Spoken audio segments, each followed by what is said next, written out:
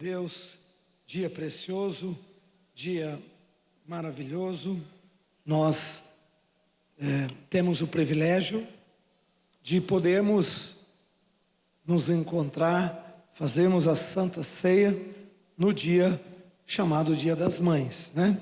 Realmente privilégio e uma grande alegria podermos estarmos aqui. Eu queria hoje ler texto e vamos começar no livro de Marcos, capítulo 11, Evangelho de Marcos, capítulo 11, no versículo 15 em diante. Marcos 11, versículo 15 em diante.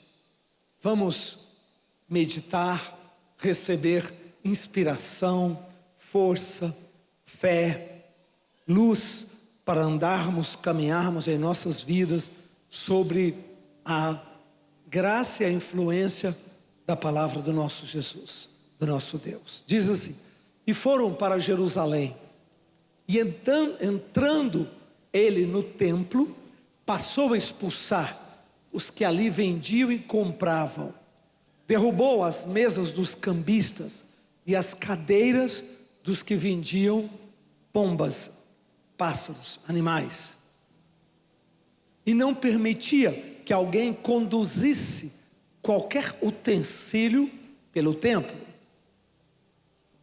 Também os ensinava dizendo: não está escrito, a minha casa será chamada casa de oração para todas as nações? Vós, porém, a tendes transformados em um covil dos salteadores. Interessante.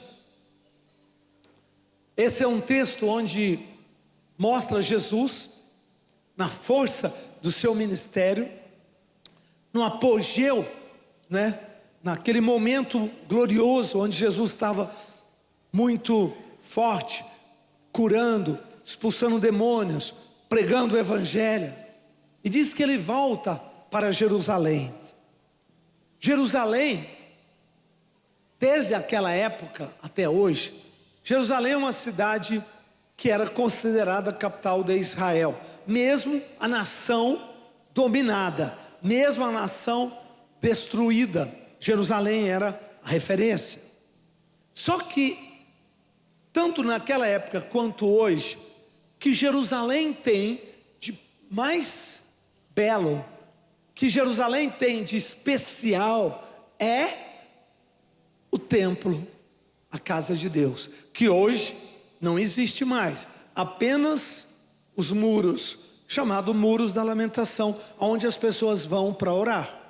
Agora, recentemente, por meio de um processo de escavações subterrânea, né, a autoridade arqueológica de Israel, é um ministério do governo, tem esse nome. Eles conseguiram fazer uma escavação, e por meio das escavações eles construíram túneis e foram na cidade de baixo. E na cidade de baixo eles encontraram realmente os locais precisos, exatos do templo antigo, que tem o átrio, o santo e o santo dos santos. Eu estive lá com uma caravana nossa, das últimas vezes, não me lembro quando, e nós descemos nessas escavações. Foi maravilhoso. Eu orei a 1 metro do Santo dos Santos, do local aonde realmente era o Santo dos Santos. Tem uma parede, não é? Uma pessoa por cada vez apenas chega a 1 metro, aqui, como se fosse daqui a 1 metro, aonde estava a Arca da Aliança. Porque aonde está hoje a cúpula dourada, que é a mesquita de Omar, ali não é o lugar do templo. Ali está um pouco deslocado. Tanto que as pessoas falam, hoje já poderia se construir uma réplica do templo, sem necessariamente agredir nenhum espaço da mesquita de Omar. Poderia, se fosse o caso, interessar ao Estado de Israel, isso poderia vir a acontecer. Agora, todo mundo quando vai a Israel, vai ao muro, hoje, das lamentações, porque é o que sobrou do templo, é o que tem visibilidade no templo. Pessoas vão lá, pessoas oram, pessoas ministram.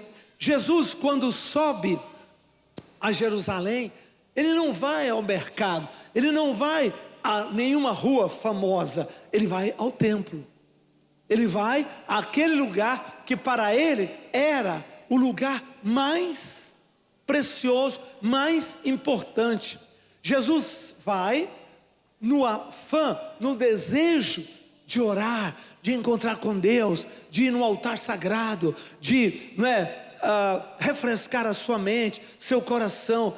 Jesus estava na Galiléia. Galiléia é longe, 100 e tantos quilômetros, andando 3 dias para chegar, com aquela expectativa. É como a gente, né? De vez em quando você não tem uma expectativa de ir a um lugar, você não tem expectativa de ir a um país, ou não sei, ou a uma cidade, né? Você quer, alguma coisa move você. O ser humano é feito também dessa expectativa de ir, de ver. Por isso eu faço os nossos eventos. Quando eu faço nossos eventos, eu estou inspirado nisso aqui, ó. Para as pessoas é importantíssimo ter um evento para ir, levar a família, levar os filhos, criar uma expectativa das bandas, das palavras, do encontro com Deus, de uma palavra de milagre. Um encontro que você tem muda a sua vida para sempre. Se você sobe na casa de Deus e lá você encontra o Senhor, pronto, o milagre foi gerado. Seu ano muda, sua vida muda, toda a sua expectativa é transformada para melhor. Pode dar uma salva de palmas? Isso é importantíssimo. Só sabe o valor disso quem não tem. Quando você não tem, pensa na pandemia, quantos domingos todo mundo, né, cheio de desejo de subir para a igreja, de estar aqui, não podia. Se podia era só 20% do auditório, né? Aquilo realmente era lockdown, realmente era deserto, né? Nós estávamos pagando um alto preço. Então ter isso na nossa vida é muito importante. Ter essa expectativa, ter este lugar. Por que você acha que Jesus caminhou tanto para ir ao templo? Ele era o Filho de Deus, ele tinha toda a comunhão com o Pai, ele não precisava de nenhum espaço. Jesus vivia, um pouco na metafísica, muito mais do que nós, porque ele orava muito. Ele não andava como divindade. Jesus andava como homem. Ele fazia milagres como homem ungido. Ele viveu aqui na sua humanidade. Tanto que Hebreus diz que ele foi tentado em todas as coisas. Tentado em todas as coisas. Ou seja, Jesus tinha nele, durante os dias que ele estava aqui, a mesma pressão. Tinha fome, tinha sede, tinha cansaço, né? Jesus sentia pressões dos discípulos, né? Jesus sentia pressões, problemas das famílias que vinham a ele, da família dele, que dependia dele, muitas coisas. Então Jesus viveu uma vida humana, só que revestido pelo poder do Espírito Santo, mostrando para mim e para você que se nós vivermos revestidos pelo poder do Espírito Santo, nós podemos vencer todas as batalhas deste mundo. Amém? Se Jesus não estivesse na humanidade, Jesus estivesse aqui na divindade, com o corpo humano, mas na divindade, não teria graça. Ele não poderia ser intercessor meu e seu. Ele não saberia o que nós passamos. Ele não saberia os dramas que passamos. Ele não saberia o poder do pecado, a força das maldições, os laços do diabo. Não, ele viveu como homem. E como homem ele venceu. E se ele venceu, ele diz: tem de bom ânimo, eu venci o mundo. E se ele venceu, eu e você podemos vencer. Eu e você podemos vencer. Agora, você que está na sede online, você que está nos acompanhando, presta atenção, por maiores que sejam as suas guerras, por maiores que seja a sua batalha, você que está pela Rede Gênesis Televisão, você que está pelo Sara Play, né, YouTube, por maior que sejam as suas guerras, você pode vencer. Adote as armas espirituais, revista-se daquilo que é espiritual, vista a sua armadura. Você não pode vencer se você tiver uma mente totalmente humana, mundana, se você tiver relacionamentos completamente mundanos, que te levam para fora do propósito. Eu me perguntei, por que Jesus subiu para o templo? Na nossa teologia, né, evangélica, desde Martim Lutero, o templo que está em Jerusalém não tinha valor nenhum na nossa teologia. Não tinha valor nenhum, porque ele foi destruído no ano 70 e depois, né, acabou. Então a história de Jesus com o templo é muito interessante, porque mostra uma nova expectativa. Primeiro, mostra que Jesus, como homem, precisava de um local aonde ele considerava sagrado, e para onde ele ia receber força, receber renovação, receber graça. Você precisa ter na sua agenda este lugar. Talvez é o mais importante local para a sua atividade do ano. Bispo, nós temos a igreja, graças a Deus que temos. Vamos dar uma salva de palmas a esses auditórios nossos, né? Ontem eu e a Bispa Lúcia tivemos aí em Goiânia com o Bispo Carlos e Cássia. Estamos lançamos lá a primeira unção na pedra, né, fundamental da construção da nossa catedral de Goiânia, uma igreja própria, grande, maravilhosa, vai ser uma igreja linda, né? E nós tivemos lá, falamos com os bispos do estado de Goiás e Bispo Carlos, e eu disse como é importante construirmos um prédio que tenha este propósito. O prédio não é a igreja somos nós, eu e você, mas o prédio é um edifício que reflete, que tem pelo governo, pelo Estado brasileiro, a proteção e a expectativa que este lugar é o lugar de nós nos encontrarmos, a igreja verdadeira, que sou eu e você. Este prédio torna a expressão de um propósito. Por que os prédios são importantes? Porque o prédio é a maneira da sociedade enxergar e ver que naquele prédio tem um propósito. Qual é o propósito do prédio? É receber um povo, é receber uma parte da sociedade chamada igreja, que acredita na presença de Deus, no poder da sua palavra e na sua graça para salvar todos os que precisam. Esse é o propósito do prédio. Pode dar uma salva de palmas.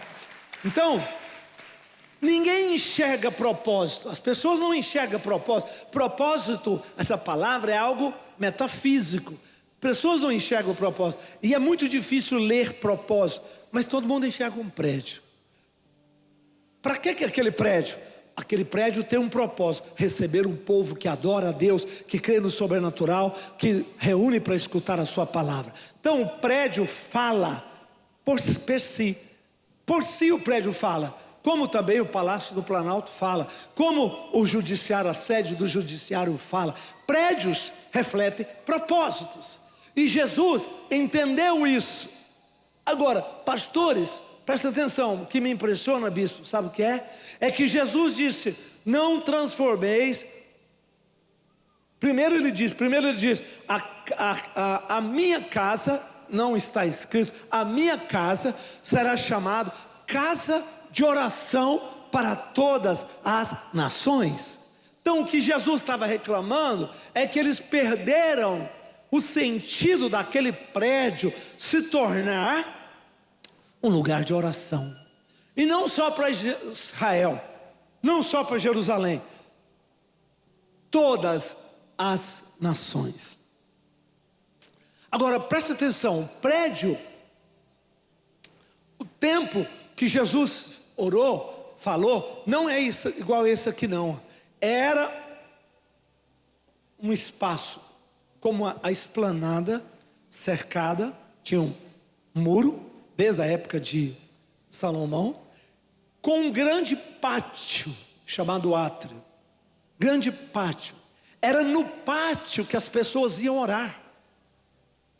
Depois tinha o santuário santo e o santo dos santos, com as peças todas, desde o tabernáculo de Moisés, a mesa, primeiro o altar do sacrifício com fogo, depois a bacia para lavar as mãos do sacerdote, depois entrava no santo, tinha lá o candelabro, tinha a mesa dos pães, né? Tinha o altar do incenso, e depois uma cortina, e lá dentro o santo dos santos. Mas Jesus fala o seguinte: a minha casa, primeiro ele fala minha casa, ou seja, Jesus validou que o templo ainda era a representação da casa do Pai, coisa que todo mundo jogou fora. Não, tem nada a ver, tem tudo a ver sim, tem tudo a ver. Deus chama aquele templo de minha casa, Deus chama aquele local de minha casa, Deus chama esse prédio minha casa. Claro que isso aqui é prédio, né? Se tirar as cadeiras, a gente pode fazer uma outra atividade aqui sem maior problema, mas o propósito central é a casa do Pai. Não transformeis, a minha casa será chamada casa de oração para todos os povos. Ou seja, Deus quer um lugar onde as pessoas vão encontrar com Ele. Desde aquela época, desde Davi, desde Moisés quando construiu o tabernáculo, e Jesus valida isso. Nesse texto, Jesus valida o propósito. Jesus não disse, não, isso aqui foi lá para a época de Davi, para Moisés, que construiu o tabernáculo, agora não vale mais. Salomão, né, agora não, agora a casa, né, somos nós. Jesus não disse isso não. Jesus disse, a minha casa, a casa do meu Pai, a minha casa será chamada casa de oração. Casa de oração. Ou seja, aqui é um lugar de oração. Lugar de oração. Deus tem na mente que os homens precisam orar, e que os homens precisam orar em um local. Olha isso.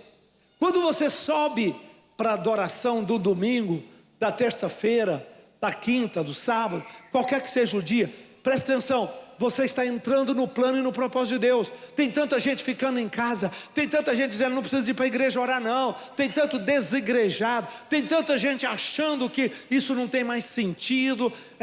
Se Jesus validou, quem é você, bacana, para desvalidar o que Jesus validou? Moleque de 30 anos, 35 anos, acha que sabe mais que todo mundo, é mais esperto que todo mundo, é coach, é influencer, foi para a internet, ganhou uma grana, né, monstruosa do pessoal de boa vontade, mas de pouca experiência. Quem compra produto para a internet é porque não tem muito juízo na cabeça mesmo, quer coisa rápida. Eu costumo dizer que a maior parte é sabedoria de caminhão envelopado, vendido a preço de ouro. É isso que a internet infelizmente dá hoje, né? Tem cursos grandes, tem coisas maravilhosas, tem bons programas, claro. Não falo do sistema, mas falo do oportunismo que isso criou. Então hoje nós temos um movimento gigante tentando mostrar que, né, nada vale nada, o que vale sou eu. Só falta o cara falar, eu sou Deus, o resto, né, vamos destruir tudo, quebrar tudo. Maluco, gente doida. Deus disse, a minha casa. Ele chamou aquele prédio, que aliás seria destruído poucos anos depois. Jesus sabia que aquele prédio seria destruído no ano 70, como foi. Mas Jesus trouxe a palavra dizendo, meu Pai, né, chamou aquele lugar da minha casa. A minha casa. A minha casa. 2, será casa de oração. Casa de oração. Esse é o propósito. Você vai orar? Ótimo. Você veio orar? Ótimo. Ore, porque Deus quer que você ore. Deus quer que você tenha um lugar para encontrá-lo. Deus respeita quando nós construímos os prédios e consagramos a Ele. Deus respeita esta consagração. Ele quer que nós oremos. Por quê? Porque Ele vai responder. Ele vai liberar milagres. Ele vai liberar sobrenatural para todas as nações. Não tem acepção de pessoas, rico, pobre, médio, né? Não existe acepção de pessoas. Todas as nações podem receber a palavra que sair da boca do nosso Deus. Amém ou não? E aí ele termina dizendo: vós, preste atenção, o plano de Deus era a primeira parte. Meu pai, a casa do meu pai, casa do meu pai, de oração para todos os povos. Esse era o plano de Deus.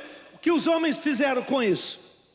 Olha o desvio, olha o distúrbio que entrou. Mas vós, não foi Deus, não foram os anjos, os homens, vós a transformaram em covil de salteadores. Covil porque é onde eles se escondem, onde os salteadores se escondem. Olha isso. Por isso Jesus entra e faz um gesto dos mais estranhos. Ele foi violento, derruba mesa, expulsa pessoas, né? Dá umas chicotadas aqui e ali. Por quê? Jesus estava reagindo ao desvio do propósito.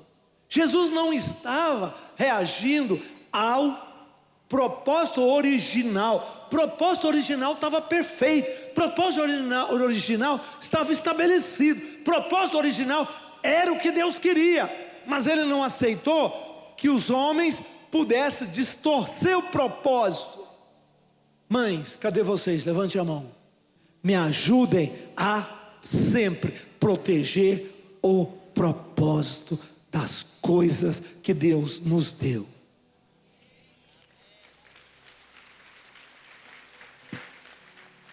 Como assim, bispo? Tudo na vida tem propósito. Seu filho tem propósito. Seu casamento tem propósito, né? Sua empresa tem propósito. O que nós precisamos é aprender, primeiro, discernir propósitos. Segundo, proteger propósitos. Mãe, você trouxe ao mundo um filho, uma filha, que ótimo. Sua contribuição, você gerou com dores de parto, você carregou no útero, que ótimo.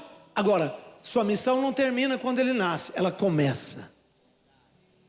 Você vai continuar lutando em oração para que se cumpra o propósito de Deus na vida do seu filho. Ah, mas ele foi embora. Ah, mas não tem esperança para ela. Olha o testemunho que a bispa Lúcia contou de Santo Agostinho. Eu nem sabia disso, que a mãe dele era santa mulher que orou 30 anos pelo filho. Por isso virou quem se tornou o que ele se tornou. Jesus, ele não abriu mão do propósito, da aliança do propósito. Quantos querem viver a plenitude do propósito de Deus entre nós? Diga amém, Jesus. Não importa se esse propósito seja para o templo, não importa se esse propósito seja para missão, para seu filho, sua filha, todos temos um propósito. E viver a plenitude do propósito é o maior chamado que nós possamos ter. Jesus subiu lá da Galileia, mais de 100 quilômetros, sabia que ele não iria ter um local como ele gostaria, chegar, todo mundo orando, não é? Pessoas cantando. Ele sabia que ele chegaria lá, ele não veria o ambiente do tabernáculo de Davi. Se você vivesse na época do tabernáculo de Davi, você ia enxergar o que era o templo no sentido primordial. Todos cantando, adorando, turnos de oração, né? Continuamente um atrás do outro, né? Era uma cerimônia, era quase uma Broadway. Acho que a Broadway inspirou no Tabernáculo de Davi. É verdade, sério. Tinha cantores, conforme a hora do dia que você entrava, você viria o sopro, os instrumentos de sopro. No outro momento era uma coisa de maluco, na época do rei Davi. Mas isso tudo acabou. Tudo acabou. Lá na época dos fariseus, o que eles fizeram? Eles encheram o pátio de mesas para vender. Por quê? Porque a pessoa vinha de longe para fazer o sacrifício, ela não tinha nada para dar. Aí ela queria comprar um pombinho, ela queria comprar um carneirinho para fazer de sacrifício. Ela ia ali numa tenda, num quiosque, comprava isso, já ia rapidinho, ela ia lá no altar e já oferecia ao sacerdote. E assim ela expiava os seus pecados. Era um excesso de pragmatismo. Perdeu o sentido o sacrifício e ganhou o sentido o comércio, o quanto eles estavam faturando naquele negócio todo. Então perdeu o propósito. Presta atenção, hoje eu estou aqui para falar com você, mãe, pai, todos que estão conosco. Sara Nossa Terra é uma igreja de propósito. Começa com um propósito para você. Deus nos ungiu, Deus nos capacitou a fortalecer você, pai, você, mãe, você, homem, você, mulher, a te ajudar a cumprir o seu propósito. Sua vida não vai ser vazia, sua vida não vai ser opaca, sua vida não vai ser chata, sua vida não será cinza, sua vida vai cumprir um propósito que Deus chamou você para estabelecer. E não é só você, é você, seus filhos, né? Os bens que Deus te deu, tudo que está na sua vida. Hoje, dia das mães, eu quis pregar essa mensagem. Mãe, eu vou levantar sua mão, sabe para quê? Para aquilo que eu falei aqui, ó. Você é forte. Mãe, você é forte. Mãe, quando Deus te deu um filho, Deus deu naquele filho propósito. Mãe, aliança com o propósito de Deus para a tua casa, e o resto vai ser vitória. E o resto vai ser vitória. Jesus faz uma cena que ele nunca fez. Jesus nunca foi violento. Você nunca viu Jesus gritando, brigando, empurrando? Nunca. Jesus sempre foi muito elegante. Nesse momento, o Senhor sai do eixo, daquilo que é rotina. E ele, por quê? Porque ele disse: olha, isso aqui é o melhor que nós temos no país.